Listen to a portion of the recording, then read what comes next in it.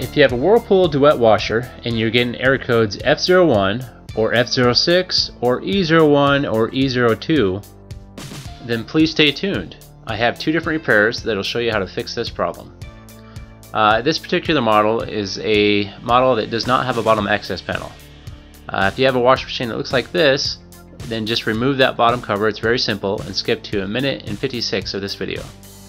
So we'll get started by taking off the top cover. There's going to be some screws located on the back. I believe 2 or 3 screws. You're going to take those off, and we're going to remove that top panel. Now we're going to remove the faceplate on the top here. There's going to be 2 screws on the top, and then you're going to take the soap dish tray out, and there's going to be a screw located in there also. So we'll go ahead and get that off. Now we're going to continue to take off the front of the washing machine.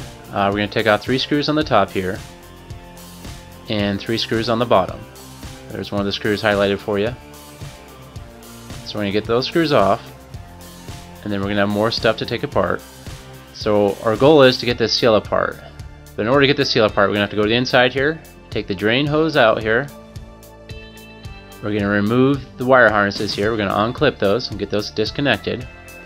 Then right here, located in the groove between these arrows, there's going to be a wire band clamp.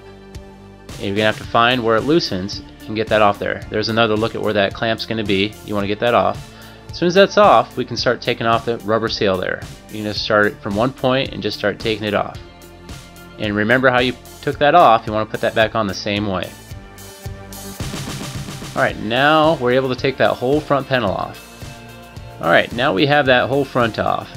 Here's a closer look at that clamp I was talking about. It has a screw there that tightens and loosens it, and that was located on the gasket for the washer there that we had to take off. So here's a look at what the problems could be. Here's a look at the drain filter. It unscrews right there. A lot of times this clogs up and doesn't allow your washer to drain, which gives you those error codes. So the other problem that can go bad is the MCU, which is outlined here in red. It's that white box. Here's a closer look at it, and that's the part number for it. This is about a $300 part. I'll make sure to post a link down below. So in this particular case, it was actually the drain that was bad. It was really clogged and was keeping it from draining. And there's a closer look at it and all the gunk on it. So if you check out the drain and it does not appear to be dirty, then chances are it's the MCU. Then you're going to have to order that part I showed you earlier and get that changed out. It's pretty simple to change it out. Just a couple clips and wire harness. Real easy to figure out. Also, since it's a $300 part, you want to try to order from somewhere that accepts returns. Just in case, worst case scenario, it isn't the problem. But more than likely it is. Alright, we got it all back together, everything's cleaned out. Now it's time to put it back together. So just going to do everything reverse. Thanks for watching. This is CLS All in One. Please subscribe.